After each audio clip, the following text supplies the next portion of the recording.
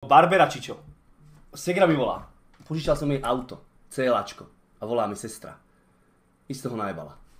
Dajte mi sekundu. Poviem sa to zdvihnúť. Áno, Peťa? Že na streche? Že či už mám auto na streche? Nie. Ježiš, to je super. Dobre, dobre, Peťula.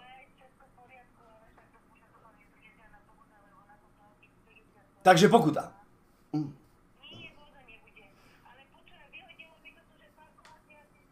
No to nič, to furt vyhadzuje, to je blbosť, to nič. To len, že to máš zaparkovať ty a nie, že to má auto zaparkovať. A to on to vie zaparkovať aj samo. Nie, to je nič, to je nič. Dobre, Peťula, hneď mi je lepšie. No, už nemám 300 tep, už mi len 120. No, dobre, Peťula.